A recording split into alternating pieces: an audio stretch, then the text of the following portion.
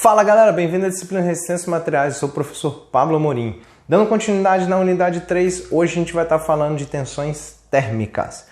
Característica importantíssima que devem ser consideradas,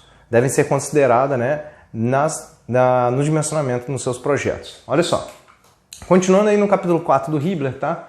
Vocês sabem que se eu aumento a temperatura de um elemento, ele tende a aumentar, ele tende a dilatar. Da mesma forma como eu diminuo a temperatura do elemento, ele tende a contrair. Muito comum em montagem de sistemas onde eu tenho interferência, isso é, um diâmetro, vamos pegar um rolamento e um eixo. O rolamento tem um diâmetro menor do que o diâmetro do eixo. Como é que eu vou fazer isso? Ele vai entrar, né, com interferência, eu tenho que forçar.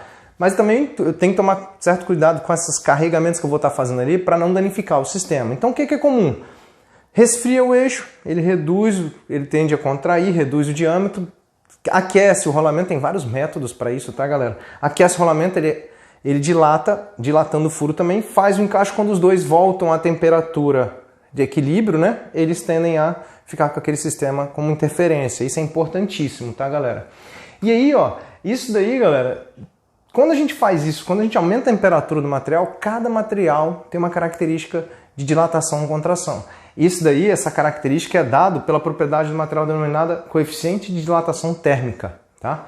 Então eu consigo achar o deslocamento que ele vai sofrer em cima dessa propriedade desse material, desse coeficiente de dilatação térmica, a variação de temperatura e o comprimento desse meu material. Se ele aumenta de comprimento, né?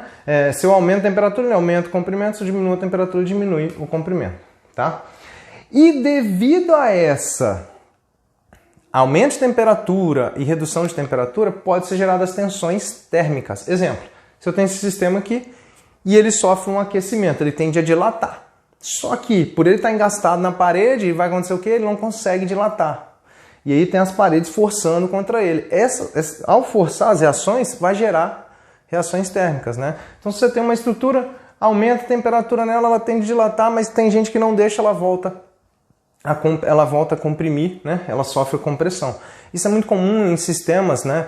Onde eu tenho concreto, aço, né? Estrutura metálica, concreto, tem questões também de carregamento, deformações de materiais diferentes, mas a variação de temperatura, cada um tem um coeficiente de dilatação térmica, materiais diferentes, tubulações, então tudo isso a gente deve pensar como projetar e tem que considerar nos nossos cálculos.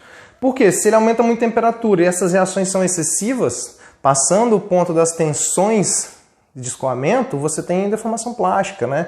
Passou até da ruptura, você pode ter ruptura do seu material. E imagina esse material ainda com carregamento, né? Pior ainda, né? Ele vai tender a sofrer tensões ainda maiores, tá? Então o que é importante aí? Essas reações me geram compressão e em cima dessas reações de compressão eu tenho que determinar essa tensão de compressão, tá? Galera, exemplos que se utiliza isso, olha aí. Né? Eu tenho aí, né, devido a essa movimentação, eu tenho uma ponte de concreto, aumenta a temperatura, diminui a temperatura, né? Além de carregamentos aí da maré e tudo mais, você tem cargas, vibração na estrutura, carregamentos diferentes, ele tem deformações diferentes, eu preciso que ela tenha juntas de dilatação. Então o que seria junta de dilatação? Espaços onde permite essa dilatação e contração, tá? Desse material, sem que ele encoste e ainda force, né? Force o material contra o outro, gerando ruptura. Exemplo, aí, o guarda-reio não estava preparado para isso, e aí ele acaba sofrendo a falha, ou uma passarela ali acaba sofrendo falha, porque imagina, se ele contrai, aumenta a temperatura, ele tende a dilatar, um comprime o outro, a junta de dilatação permite o asfalto fazer isso, a estrutura toda, né, dos vãos aqui permite fazer isso, porém o guarda-reio não estava preparado para isso, a única forma dele aliviar essas tensões térmicas foi o quê? Ele sofreu uma falha, né, ele sofreu uma trinca, ele rompeu, é um alívio de tensão, tá?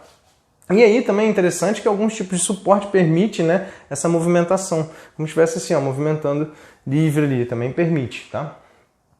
Outra coisa importante, ó, trilhos, né? Pensa aí, aqui, bom, aqui em Vitória, né, aqui em Vitória, no Espírito Santo, a gente tem variações de temperatura em Vitória, né, esse ano teve, por exemplo, 14 graus Celsius, 15 graus Celsius numa noite, de dia chegou a 25, diferença de 10 graus Celsius. Né? Mas imagina, você faz um projeto no inverno, no verão chega a 40 graus. Né? Então 15 graus para 40 graus a gente tem uma diferença de 25 graus.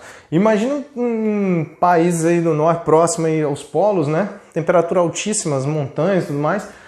Verão, 35 graus, inverno menos 10, menos 20, dependendo, né? Isso é muito comum. Olha a diferença de temperatura, 50, 60 graus de diferença de temperatura. Imagina trilho, né? Você faz um projeto a uma determinada temperatura, se esse espaçamento também for muito grande, você pode ter problema que toda vez que o trem passa, né? Você vai ter ele vai estar sofrendo um impacto que não deveria, um carregamento a mais, pode até gerar falha no trilho também. Tá? E aumentou muito a temperatura, essa junta não foi suficiente, o que aconteceu? Um força o outro, ó, eles de certa forma tendem a fugir, sofrer flambagem, algum outro descarregamento com essa compressão mais uma flexão, né? Alguma coisa do tipo, mas aí uma flambagem ali pode ter problema com o trilho. Então tem que tomar cuidado com isso. Outro exemplo na indústria, né? Você tem uma tubulação que está vindo de um forno, os gases em alta temperatura, né? Forno aí de 1.200 graus Celsius e passa para um sistema que está na temperatura ambiente, né? Você desliga o forno, liga o forno, essa variação na temperatura do forno, as tubulações unidas, né? Imagina, aqui está muito quente, aqui frio, a tubulação passa, o gás passa por aqui, ela vai resfriando, ela precisa de ter uma certa flexibilidade, né? E eu tenho essas juntas também, né? Repara que ela é sanfonada para permitir isso daqui, ó. Além disso, interessante é que ela permite também vibrações no sistema, né? Ela sofre um certo desalinhamento, ela aceita esse desalinhamento, tá? Outra coisa importante, pessoal da elétrica, e tem norma, a altura mínima e máxima dos cabos, né? De transmissão de potência aí. Olha aí, você tem que considerar temperaturas máximas e mínimas. Para quê? Para projetar isso daqui, ó, né? Quanto que ela vai fazer de curvatura e a altura que ela vai estar do solo aí ou do outro objeto que vai estar abaixo. Então isso deve ser considerado também no projeto, tá, galera?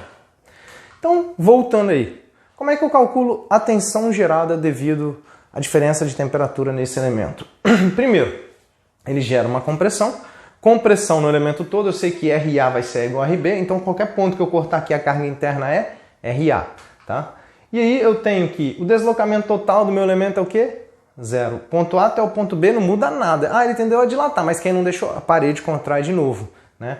E aí o que eu tenho? Ó? O tanto que ele tende a dilatar devido à temperatura, variação de temperatura, e o quanto que a parede força de novo, né? Então quanto ele tende a dilatar? Quanto ele tende a deslocar? ΔT vai ser o alfa vezes a diferença de temperatura, propriedade de coeficiente de dilatação térmica, vezes a diferença de temperatura, vezes o comprimento L. E ele tende a comprimir, a parede tende a comprimir de novo, né? Com uma força aí, né, a força RA que ele tende a comprimir, o que vai me gerar aí, né, uma variação de temperatura, o que vai me gerar uma compressão no elemento como um todo, tá? Então ele tende a comprimir. Então eu tenho o quanto ele tende a dilatar, o quanto ele tende a comprimir, tem que ser igual a zero. Isso é, um elimina o outro, né? Um acaba compensando o outro. E aí eu chego que a reação em RA vai ser mol de velocidade vezes a área, né, passa para o outro lado. Corto L com L, né? Vezes a coeficiente de dilatação térmica e ΔT. Faz essas continhas de novo aí, vocês vão fazer os exercícios, vocês vão entender aí, tá? E se eu precisar de achar a tensão, como é que eu acho? Força sobre área. Força, passa a área dividindo aqui, ó. Força sobre área é a tensão. Então vai ter mol de velocidade vezes coeficiente de dilatação térmica vezes ΔT. Tranquilo de achar isso aí. Não pode passar daqueles limites do seu projeto dentro das tensões admissíveis do seu projeto, tá? Essa é a tensão térmica que a gente fala. Beleza, galera? Espero que tenham gostado. Deixei exemplos aqui, o exemplo 3.15, tá? Aumenta a temperatura nesse perfil aqui, vocês vão ver que a tensão aumenta muito, considerando, imagina se ele estiver carregado ainda, as tensões que ele já gera devido à variação de temperatura, mais as cargas térmicas, né? Mais as cargas externas, né, que geram as tensões, tem que ser considerado em projetos, cálculos, softwares hoje. Softwares hoje permite você colocar a diferença de temperatura e ele vai fazer os cálculos com mais e menos essas temperaturas aí, máximas e mínimas, tá? Importantíssimo, tá?